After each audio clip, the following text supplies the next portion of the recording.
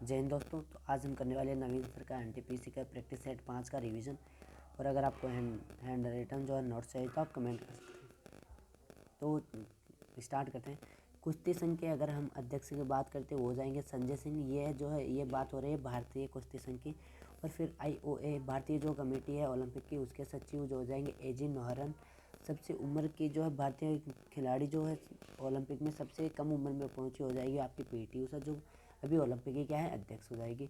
16 अगस्त जो 16 की एज में जो है ओलंपिक में 1980 में खेलने के लिए पहुंची थी। और इन्हें ये जो है 1984 बैच की जो फर्स्ट ओलंपियन महिला है जो वर्तमान में क्या अध्यक्ष है। भारतीय टीम ने ODI में क्रिकेट कप कब जीता था, वो 2011 में और 1983 में जीता था। तो 2011 में जो है ODI हुआ था वो कहाँ पर था, इंडिया, श्रीलंका और बांग्लादेश के मध्य हुआ, यानी कि ये तीनों होस्ट थे। शुभंकर इसका जो स्टेपी हाथी जो इसका शुभंकर था, और श्रीलंका को हराकर कौन जीता था, भारत इसमें जीता था। अब हम बात करते हैं कुछ जो है घराने की। आगरा घराना, सुजान खान किस घराने से, आगरा घराने से। फिर हम बात करते हैं रामपुरा सहसवा घराना। इनायत हुसैन खान जो है किस घराने से संबंधित हो जाएंगे, रामपुरा घराना, रामपुरा सहसवा घराना से। अब हमारे पास है ग्वालियर घराना। तो पीर बख्श और नत्थू खान जो है, पीर बख्श और नत्थू खान वो दोनों ही किस घराने से हैं, वो ग्वालियर घराने से बिलोंग करते हैं। फिर हमारे पास है माई स्टोरी, भारतीय महिला कवयित्री कमला दास जी की क्या है आत्मकथा, जिसे 1984 में साहित्य का नोबेल पुरस्कार दिया गया था। इसमें ये पूछा गया था कि जो माई स्टोरी है वो किस कवयित्री की जो है आत्मकथा, तो हो जाएगी कवयित्री कमला दास जी की। एक कमला दास जी की क्या है माई स्टोरी, जिनको 1984 में साहित्य का नोबेल पुरस्कार दिया गया था। अब हमारे भारतीय अंतरिक्ष कार्यक्रम भारत सरकार द्वारा INCOSPAR की स्थापना 1962 में हुई, ये आप सभी को पता है। परमाणु ऊर्जा विभाग की स्थापना 1954 में हुई। AED की स्थापना कहाँ पर हुई, कब हुई, 1954 में हो जाएगी। और परमाणु कार्यक्रम के जनक जो है होमी जे भाभा हो जाएंगे। और इसरो के जो फाउंडर हैं विक्रम साराभाई हो जाएंगे, आप याद रखेंगे। चंद्रयान फर्स्ट 2008 में 22 अक्टूबर को जो है लॉन्च किया गया था। श्रीहरिकोटा से सतीश जो है धवन स्पेस सेंटर है वहाँ से ये सफलतापूर्ण इसकी लॉन्चिंग हुई थी।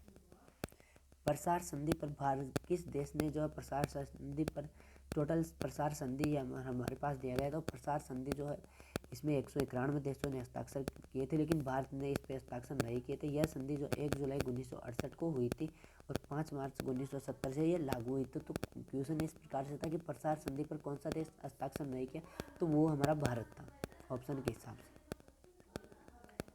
संयुक्त राष्ट्र मानवाधिकार आयोग का 2006 को नाम बदलकर जो है मानवाधिकार परिषद जिनेवा में, जिसका हेडक्वार्टर कहाँ पर है, जिनेवा में कर दिया गया। यानी संयुक्त राष्ट्र मानवाधिकार आयोग का जिसका नाम कब बदला गया, 2006 में क्या कर दिया गया, मानवाधिकार परिषद कर दिया गया, जिसका हेडक्वार्टर कहाँ पर है, जिनेवा में। ये सिंपली बताया गया था इसमें। अब UN द्वारा जो है मानवाधिकारों की घोषणा कब की थी, वो 10 दिसंबर 1948 के बाद UN द्वारा मानवाधिकारों की क्या है घोषणा की थी। NHRC की स्थापना 1993 में हुई। ये 13 सदस्य की क्या है कमेटी हो जाएगी। ये इसमें एक अध्यक्ष, 5 पूर्णकालिक जो है सदस्य होते हैं, 7 पदेन सदस्य इसमें होते हैं। प्रथम अध्यक्ष जो इसका रंगनाथ जो है मिश्रा है, और वर्तमान में इसके अध्यक्ष हैं वी रामा सुब्रमण्यम हो जाएंगे। हेडक्वार्टर NHRC का नई दिल्ली में है, और ये गृह मंत्रालय के होम मिनिस्ट्री के अंदर आता है। फिर हमारे पास आता है राष्ट्रपति का चुनाव का जो है चुनाव, आप सभी को पता है आर्टिकल 52 से जो 61 तक किससे संबंधित है, राष्ट्रपति से संबंधित है। 52 में दिया गया राष्ट्रपति का जो है 52 में दिया गया एक राष्ट्रपति होना चाहिए। फिर 53 में क्या दिया है, राष्ट्रपति राज्यों का अध्यक्ष होता है। 54 में राष्ट्रपति का निर्वाचन दिया गया, और निर्वाचन की प्रक्रिया 55 में दी गई, आप सभी को पता है। अब निर्वाचन की प्रक्रिया किसमें, 55 में, निर्वाचन किसमें, 54 में। संसद के दोनों सदनों और राज्यों की विधानसभाओं के निर्वाचित सदस्य भाग लेंगे, ये किसमें कहा गया, आर्टिकल 55 में निर्वाचन प्रक्रिया में बोला गया है कि जो है राष्ट्रपति के चुनाव में कौन भाग लेगा, वो जाएगा दोनों सदनों के निर्वाचित सदस्य और राज्य विधानसभाओं के निर्वाचित सदस्य। इसके साथ दिल्ली, पुडुचेरी और जम्मू कश्मीर की जो विधानसभाओं के निर्वाचित सदस्य, यानी जितने भी जो है मेंबर इलेक्टेड होते हैं, यानी चुनाव जिनके होते हैं वो सभी इसमें भाग लेंगे, ये आपको याद रखना है।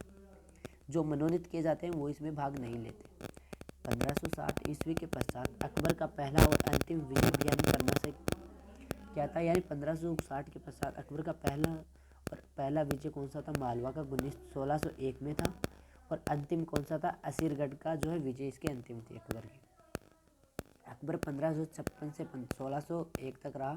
इसने काबुल पर 1581 में विजय प्राप्त की, कश्मीर ने 1586 में जीता और सिंध पर इसकी विजय हुई 1591 में, और गुजरात इसने जीता 1572 में। ये आपको याद रखना।